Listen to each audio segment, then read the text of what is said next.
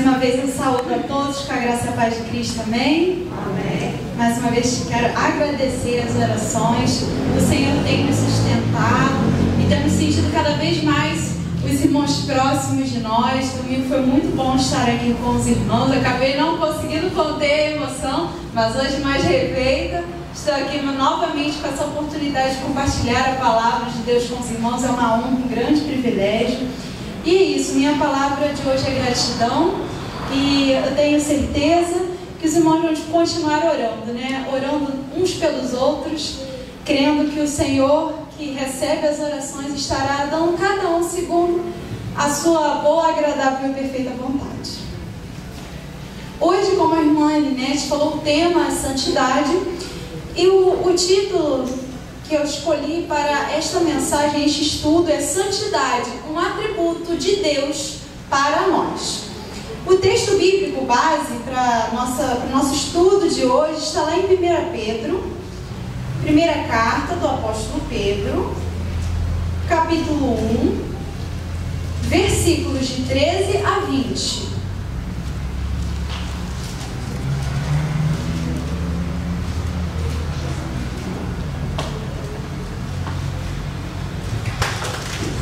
Primeira Pedro, capítulo 1, versículos de 13 a 20.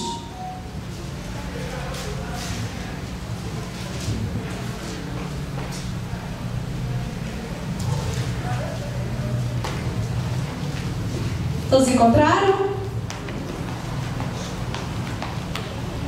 Então peço aos irmãos que por favor se coloquem de pé, para que juntos façamos uma leitura alternada desse texto.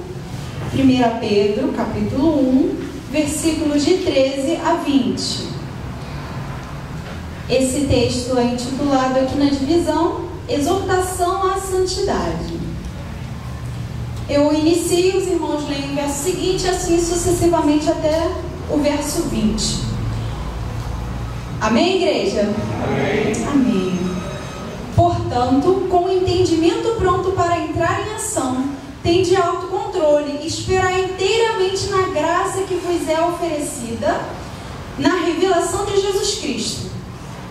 Com filhos de obediência, não vos amoleis as coisas que devemos passar na vossa ignorância. Mas sede vós também santos em todo o vosso procedimento, assim como é santo aquele que vos chamou. Pois está escrito: sereis santos, porque eu sou santo. E andai com temor durante o tempo da vossa peregrinação, se chamais de Pai aquele que julga segundo as obras de cada um, sem discriminação de pessoas. Sabendo que não foram coisas vencidas, como prata ou ouro, que foste resgatado da vossa maneira rude de viver, recebida por tradição dos vossos pais. Mas fostes resgatados pelo precioso sangue, como de um cordeiro sem defeito e sem mancha, o sangue de Cristo. Conhecido já antes da fundação do mundo, mas manifestado no fim dos tempos em vosso favor. Amém, igreja, pode se sentar. Senhor Deus amantíssimo Pai, está, ó Pai querido, diante de nós a tua santa palavra, Pai querido. Purifica-nos, ó Pai, com a tua palavra, lava-nos, ó Pai, e que possamos, ó Pai, realmente meditar e aplicar, ó Pai querido, cada ensinamento teu, ó Pai, em nossas vidas, que nós possamos ser santos como tu és santo, Pai, que nós possamos buscar isso como objetivo de nossas vidas, Senhor Deus. Que nada que proceda, ó Pai, das minhas palavras seja de inteligência humana, ó Pai, seja, ó Pai querido, de qualquer outra referência que não venha da tua palavra, Pai querido.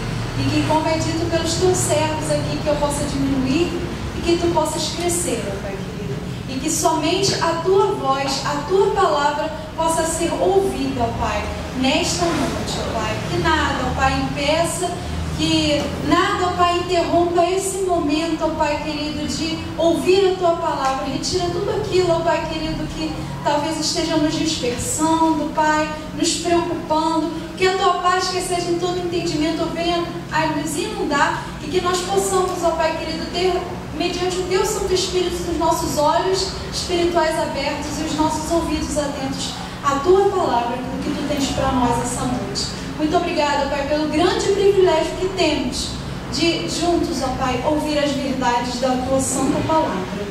Em nome do Teu Filho amado Jesus Cristo, que vive e reina para todos sempre. Amém. Amém. Amém. Louvado e bendito seja o nome do Senhor. Há diversos textos sobre santidade, sobre palavras derivadas, santificação, santificar, santo. Desde o Antigo Testamento até os últimos versículos da Bíblia.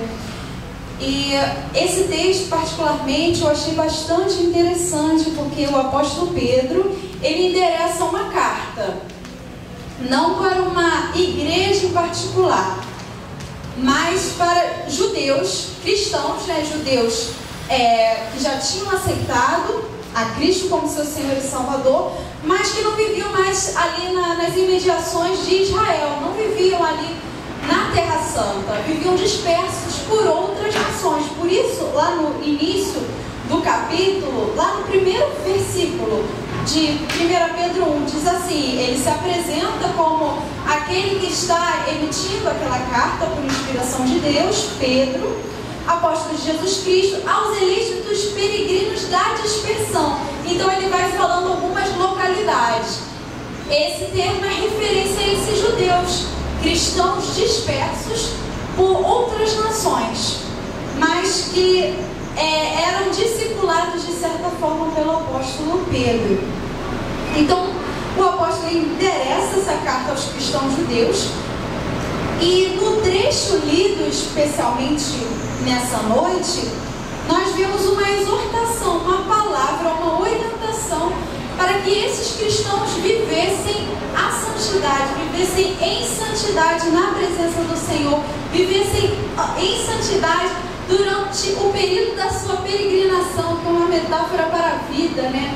Todos nós somos estrangeiros e peregrinos nessa terra, porque a nossa nação é celestial, nós não somos daqui, essa não é a nossa pátria. Uma vez em Cristo, nós temos uma nova identidade e uma nova nacionalidade. A nossa nação se torna celestial e não mais terrena. Então, essa palavra se aplica perfeitamente a nós, que somos estrangeiros também, peregrinos nessa terra, que um dia desejaram e entenderam que precisavam se render ao Rei dos Reis, ao Senhor dos Senhores, sem o qual não poderemos ver a Deus. É o caminho, a verdade e a vida, Jesus Cristo.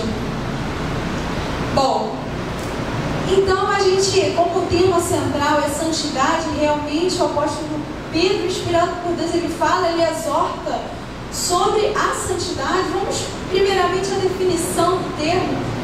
É muito engraçado quando a gente vê o termo santidade em dicionários comuns.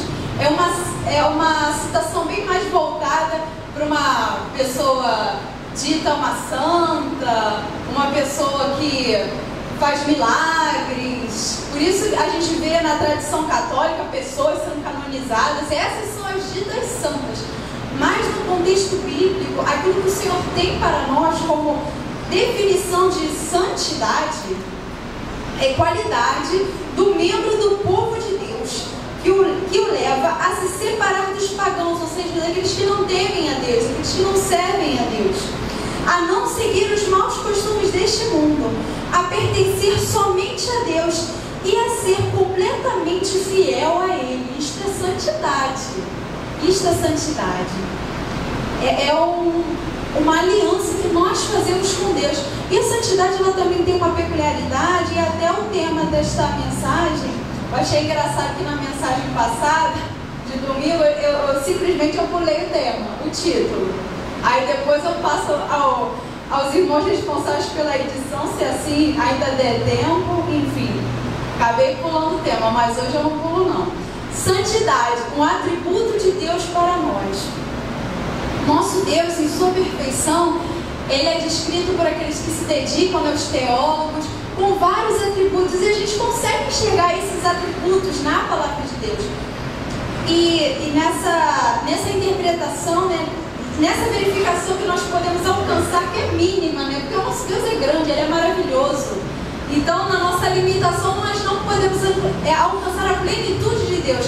No entanto, o Senhor, no seu imenso amor e misericórdia, Ele deixou algumas características suas para que nós entendêssemos, algumas incomunicáveis, que Ele não compartilha conosco, e outras comunicáveis e compartilha conosco.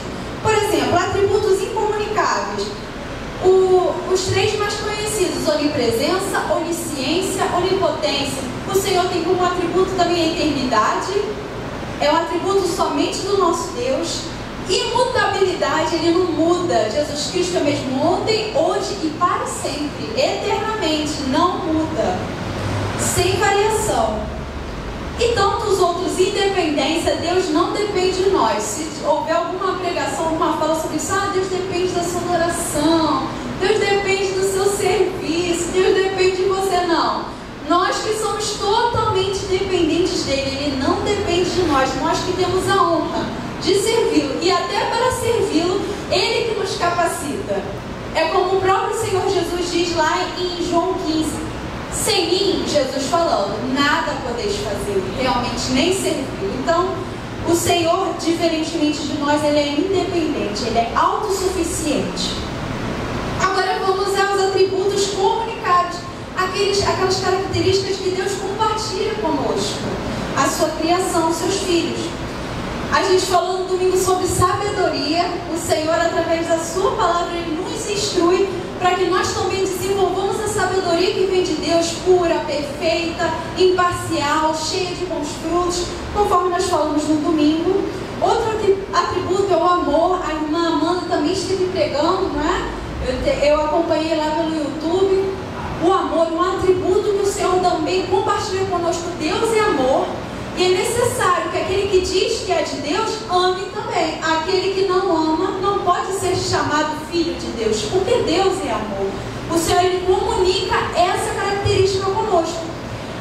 E dentre os exemplos há muitos outros, mas o destaque de hoje é santidade. O nosso Deus, Ele é santo, Ele é perfeito. E Ele compartilha esse atributo maravilhoso conosco. Não para que nós decidamos, se eu quiser eu vou ser santo, isso é uma opção. Não é uma opção, é uma exigência. Assim como se fala tanto de amor, né, que nós devemos amar, porque Deus é amor, Deus também é santo. Então nós precisamos ser santos. O amor não exclui a santidade não exclui o amor. E assim são todos os outros atributos do Senhor, aqueles que Ele não comunica conosco e aqueles que Ele comunica conosco. Um atributo não exclui o outro. E assim o Senhor, na sua plenitude, que a gente é muito além, como o profeta diz, é muito além do que a gente pode alcançar. O Senhor, na sua plenitude, Ele é perfeito, porque não há comparação, não há parâmetro humano para que a gente equipare ao Senhor. O Senhor, Ele é perfeito, o Senhor, Ele é excelso, o Senhor, Ele é soberano. Então, com essa definição de santidade, nós interiorizando isso, a santidade realmente é um atributo que precisa ser nutrido, não é uma escolha, não é uma opção, mas sim uma exigência, uma parte da nossa obediência para com Deus. Dito isso, vamos à exposição do texto. Então, a gente em mente, com essa definição de santidade, com esses parâmetros que o Senhor coloca para nós, os seus filhos, os seus servos, para que nós sigamos, vamos lá à exposição do texto, a partir dos versos 13 e 14. Eu dividi em alguns blocos para que a gente possa entender a profundidade desse texto e o que o apóstolo Pedro, inspirado por Deus, ele quis transmitir àquele povo, e o Senhor nos encaminhou, nos direcionou essa noite para transmitir essa mesma mensagem a cada um de nós. E aqueles também que terão a oportunidade de assistir essa gravação. 1 Pedro 1, 13 e 14 diz assim: portanto, com entendimento pronto para entrar em ação, tende autocontrole e esperar inteiramente na graça que vos é oferecida na revelação de Jesus Cristo, como filhos obedientes. Não vos amoldeis aos desejos que tinhas em tempos passados na vossa ignorância. Então, a primeira palavra aqui inspirada por Deus, é um convite à novidade de vida frente à revelação de Jesus Cristo. E esse trecho me faz muito lembrar de textos também inspirados por Deus, ditos por outros servos de Deus, como o apóstolo Paulo, lá em 2 Coríntios 5:17. Assim, aquele que está em Cristo, nova criatura é, as coisas velhas se passaram, eis que tudo se fez novo. Então, como filhos obedientes, como realmente ditos filhos de Deus, servos de Jesus Cristo, nós recebemos uma nova identidade. As coisas velhas se passaram, o tempo da nossa ignorância, o tempo quando nós não tínhamos a mente renovada por Cristo, esse tempo ele fica para trás. As coisas velhas passaram, fica para o passado, tudo se faz novo. O Senhor, ele inaugura uma nova página nas nossas vidas. Talvez, quem sabe, um novo livro, né? O livro que estará de acordo com a boa, agradável e perfeita vontade do Senhor. Também me lembro de um texto que particularmente eu gosto muitíssimo, que está lá em Romanos 12:2. Não vos conformeis com este mundo, mas transformai-vos pela renovação da vossa mente, para que experimenteis qual seja a boa, agradável e perfeita vontade de Deus. Então, Pedro está relembrando tudo isso. Olha, entendimento pronto para entrar em ação. A mente renovada em Cristo, ela está pronta para entrar em ação. E que ação o Senhor espera de nós? Que nós sejamos filhos obedientes, que andemos em santidade, que andemos em todos os outros atributos que Ele comunica conosco, que nós estejamos transparecendo em nossas vidas todas as qualidades do fruto do Espírito. E seguindo, eu lembro também de Salmos 1, que eu acho que se pudesse fazer um paralelo com o tema, seria o estilo de vida daquele que anda em santidade. Salmo 1, ele começa: bem-aventurado aquele que não anda segundo o conselho dos ímpios, nem se detém no caminho dos pecadores, nem se assenta na roda dos escarnecedores. Antes, ele tem o seu prazer na lei do Senhor, e na sua lei medita de dia e de noite. Então, vamos recapitulando o texto. Bem-aventurado aquele que não anda segundo o conselho dos ímpios. As coisas velhas se passaram, eis que tudo se fez novo. Bem-aventurado aqueles que não andam segundo o conselho dos ímpios, nem se detém no caminho dos pecadores, nem se assenta na roda dos escarnecedores. Ele não se conforma com esse mundo, ele não se assenta, ele não comunga dos mesmos ideais, dos mesmos prazeres, das mesmas ideias, das mesmas ditas sabedorias, palavras de sabedorias, não compartilha das mesmas convicções, ele não se amolda, ele não se conforma, não toma a forma desse mundo corrompido. Pelo contrário, ele vive como um filho obediente do Senhor. Ele sai dos tempos da ignorância. Às vezes nós nos achamos na nossa vã maneira de viver tão espertos, né, inteligentes, principalmente quando a gente vai alcançando assim os estudos. Poxa, agora eu já sei fazer isso, eu já sei fazer essa operação matemática, eu já sei ler esse texto em inglês. E na nossa carnalidade a gente acha que isso é o auge da sabedoria, mas na verdade, sem o Senhor, nós estamos no auge do tempo da ignorância. Podemos ter todos os títulos, podemos ter todas as referências científicas em mente, podemos estar atualizados com a cotação do dólar, com aí os status da pandemia, como está acontecendo, quais são as vacinas. Eu posso saber disso tudo, mas se eu não tiver a sabedoria que vem do alto, se eu não tiver o conhecimento renovado por Cristo, continuarei no tempo da ignorância. Mas quando nós passamos da morte para a vida, ganhamos uma nova vida e saímos desse tempo de ignorância e ainda sabemos de todos esses conhecimentos, aí realmente nós podemos ser bênção nas mãos do Senhor.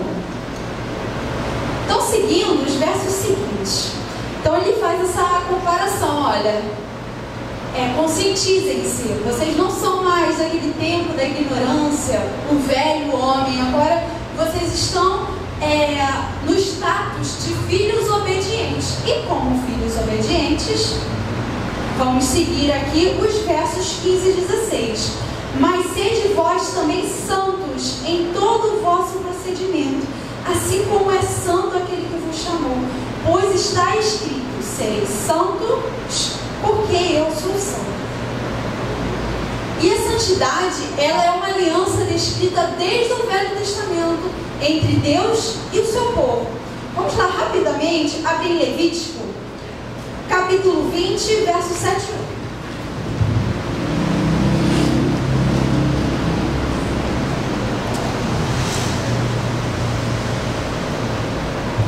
Levítico 20, 7 e 8. Eu lerei e os irmãos acompanharão em suas Bíblias. Diz assim a palavra de Deus: portanto, santificai-vos e sede santos, pois eu, o Senhor vosso Deus, pois eu sou o Senhor vosso Deus. Guardai e cumpri os meus estatutos. Eu sou o Senhor que vos santifico. Então o Senhor, Ele nos orienta desde o Antigo Testamento para uma vida de santidade. E Ele nos garante que Ele é o Senhor e que Ele nos santifica. Nesse processo, nós, pela nossa própria capacidade humana, somos incapazes, porque a nossa natureza ela é imperfeita, ela é limitada. Mas o Senhor, em sua perfeição e graça, o Senhor mesmo elabora esse processo em nós, da santificação. É Ele que nos santifica. Então, se é Ele que nos santifica e Ele que se coloca como parâmetro de santidade, não há desculpa para nós. Porque às vezes tendemos a falar assim: olha, mas é impossível ser assim porque eu não vejo ninguém perto de mim agir dessa forma. Podemos até ter dificuldade de achar parâmetros humanos. Mas para que querer parâmetros humanos se nós temos parâmetros perfeitos como o nosso Senhor Jesus Cristo, o nosso Senhor e Mestre?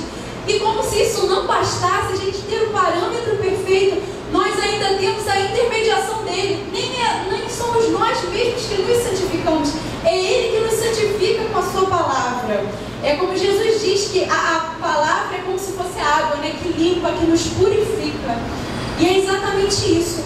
Quando nós, como filhos obedientes, nos debruçamos na palavra, como diz lá em Levítico, guardamos os mandamentos do Senhor, no guardar o Senhor nos purifica. No estudar a palavra do Senhor, o Senhor nos limpa. No meditar da sua lei, Ele tira tudo aquilo que não provém dele e coloca um coração segundo o coração dele. E esse processo é um processo. Ele não é um ato. Pronto, eu li a palavra, vim ao culto, estou santificado, zerado. Não é assim. A santidade é um estilo de vida, é um processo contínuo em nossas vidas. E quando acaba, irmã Marina? Acaba na volta de Cristo. Porque aí, quando vier o que é perfeito, tudo que não é será aniquilado. Aí nós conheceremos como também somos conhecidos, como diz lá em 1 Coríntios, capítulo 13, se eu não me engano.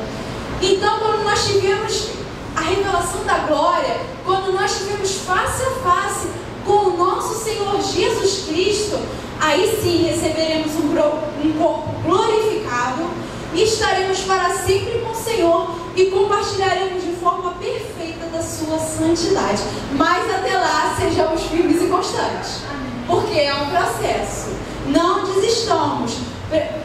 Precisamos, iguais os profetas preconizavam na maioria das suas profecias, mas essa particularmente de Oséias, se não me engano, que precisamos conhecer e prosseguir em conhecer o Senhor. Não é uma questão, eu já li a Bíblia de Gênesis a Apocalipse, então eu já conheço o Senhor, tá tudo certo. Não, esse conhecimento é constante. Você acha que conhece? Prossiga em conhecer. Você acha que conhece mais? Prossiga em conhecer mais. E assim, nessa trajetória de conhecimento, o Senhor nos conduz também para uma trajetória de santificação. E assim o Senhor vai nos conduzir em sua perfeição, em seu poder, em sua soberania e em sua santidade. E no verso 17, não foi combinado os textos não, mas interessante, parece que quando eu pensei no texto de domingo, eu estava querendo fazer alusão a esse, mas não foi. No verso 17, mais uma vez, se destaca a vida de temor a Deus como fundamental para o cumprimento de todo esse processo. 17. E andai com temor durante o tempo da vossa peregrinação, se chamais de Pai aquele que julga segundo as obras de cada um, sem discriminação de pessoas. Ele chamou a atenção, olha, vocês agora, ditos filhos de Deus, obedientes, lavados e remidos pelo sangue de Jesus, não vivem mais as coisas velhas, receberam uma nova identidade, continuem andando no temor do Senhor. Porque o Senhor, Ele vai julgar cada um segundo as suas obras. Não vai ter assim, aquele grupinho ali estudou com o apóstolo Pedro. Esse vai ter uma garantia a mais lá no julgamento. Não, o Senhor vai ter privilégios. O Senhor estará julgando justamente tudo. E isso me reporta mais uma vez ao texto que eu citei no domingo, em Eclesiastes 12, versículos 13 e 14. Eu também pedirei para os irmãos abrirem, que eu acho fundamental a gente ler cada palavra. Às vezes a gente faz uma referência geral, mas é importante nós lermos cada palavra para que realmente ela seja internalizada em nosso coração. Eclesiastes, capítulo 12, que é o último, versículos 13 e 14, os últimos versículos do livro.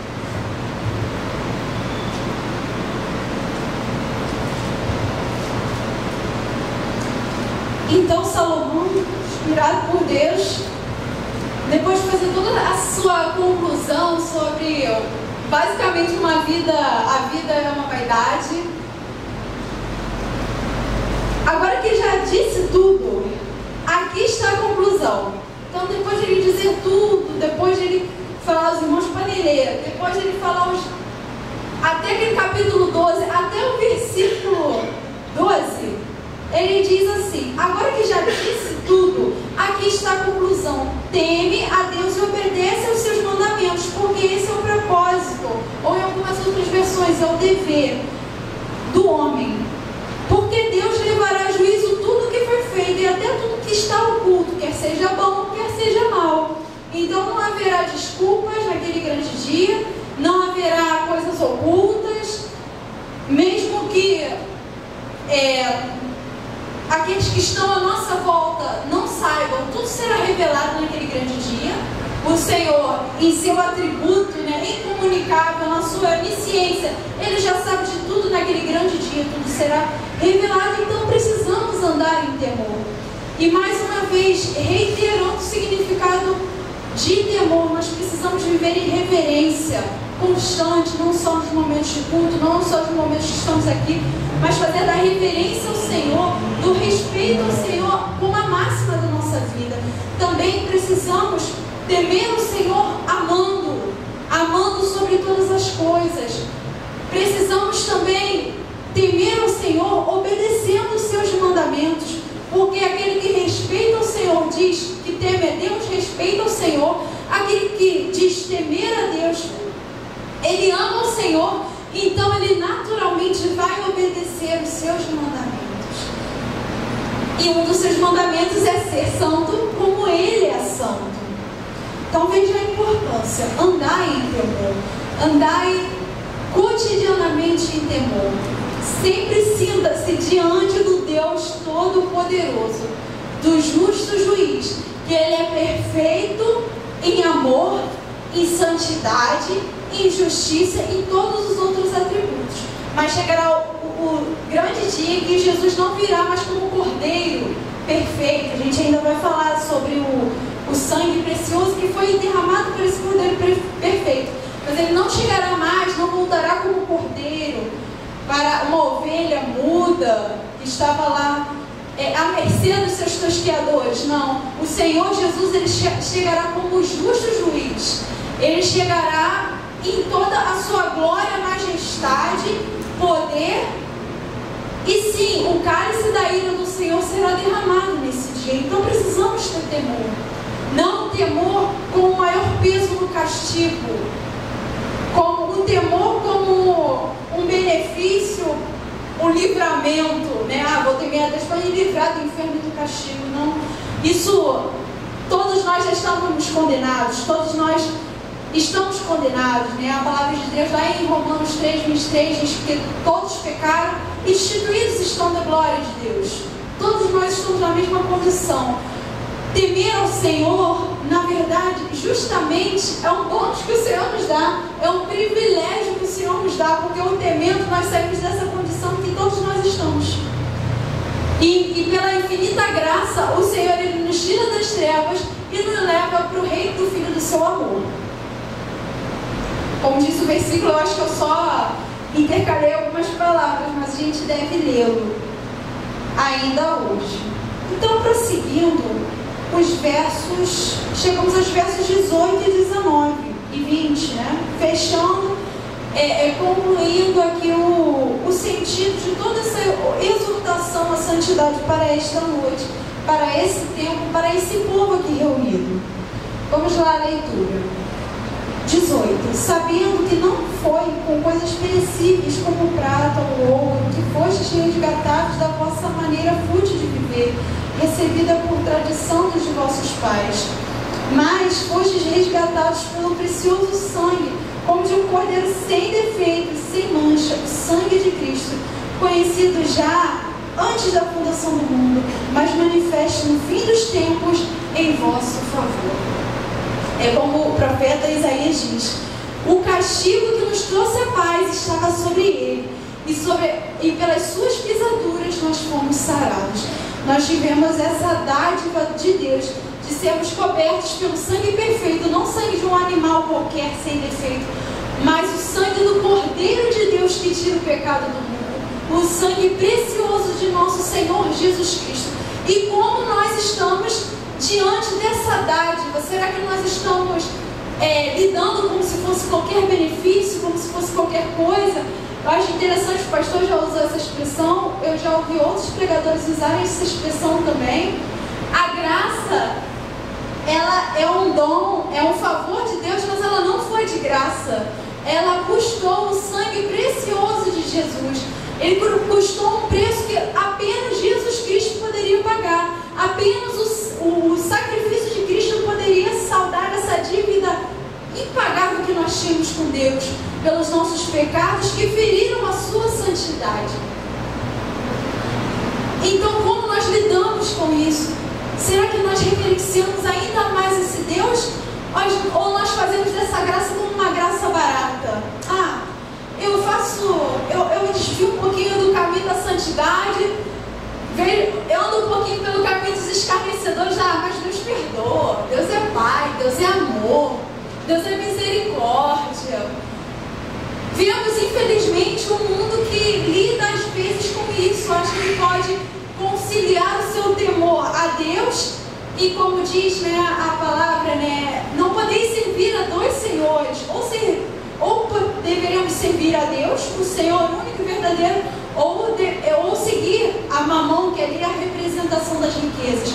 Ou devemos servir, ou servimos o nosso Deus, Deus soberano, Rei dos reis e Senhor dos senhores, ou servimos qualquer outra coisa. Não há assim um meio termo. O Senhor não divide a sua glória. Não terás outros deuses diante de mim. Um dos 10 mandamentos que deveria estar assim de cor e salteado em nossa mente, mas às vezes continuamos dividindo a glória do Senhor com outros ídolos, irmã Marina? Ídolos de barro, lá de porcelana, um quadro. Não necessariamente. Às vezes temos, como já estudamos com a irmã Sofia, na escola bíblica dominical, os ídolos do nosso coração. Também mencionei isso no domingo. Às vezes a gente institui ídolos e divide a glória que deveria ser só de Deus com esses ídolos. Às vezes é o emprego, às vezes é a faculdade, às vezes idolatramos tanto a nossa família. Não que nossa família não seja importante, na verdade nossa família é uma dádiva de Deus, mas ela não pode ocupar o lugar de Deus, daquele que a Deus, né, do galardoador. O lugar de Deus é sempre o primeiro. Tem um cântico que os irmãos costumavam cantar: se Ele não for o primeiro em meu coração, então Ele não é mais nada. O Senhor, Ele tem a primazia.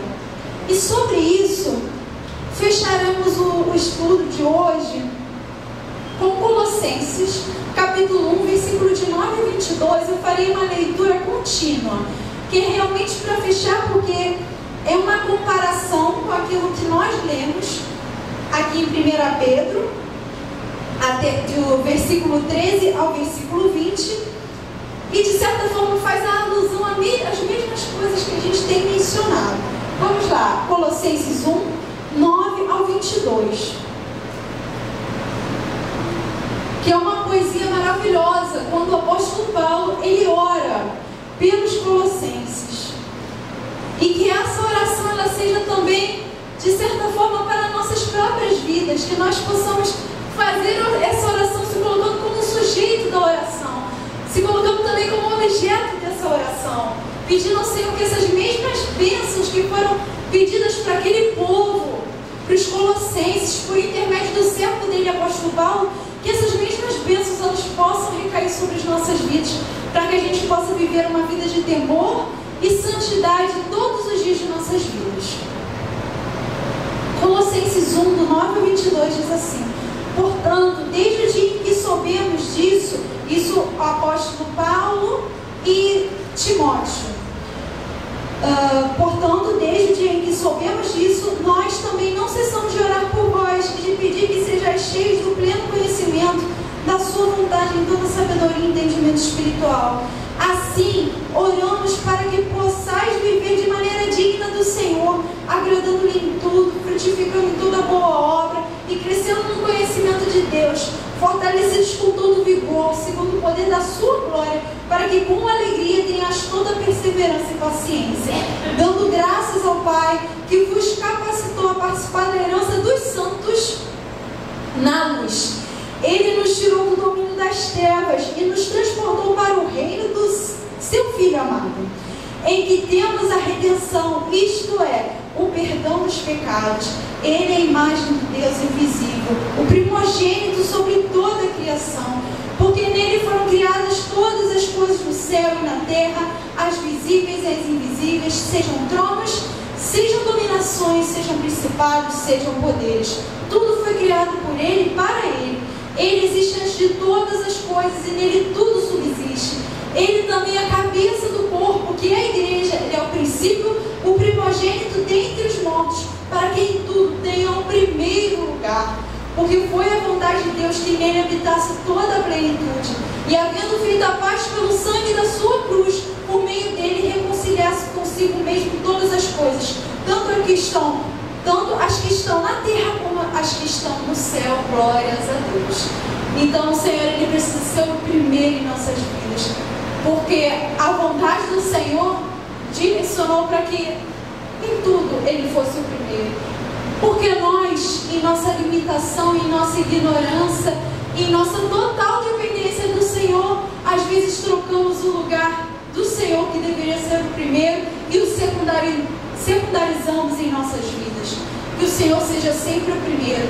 Que a busca pela santidade seja uma prioridade. Afinal, santidade é um atributo de Deus para nós. Que Deus abençoe a amada igreja, que nós possamos viver uma vida em santidade. E agradeço mais uma vez essa oportunidade maravilhosa. É uma grande responsabilidade, mas também um grande privilégio estar aqui com os irmãos essa noite, compartilhando essa palavra, que é viva, eficaz e mais penetrante do que qualquer coisa. Que Deus abençoe a amada igreja.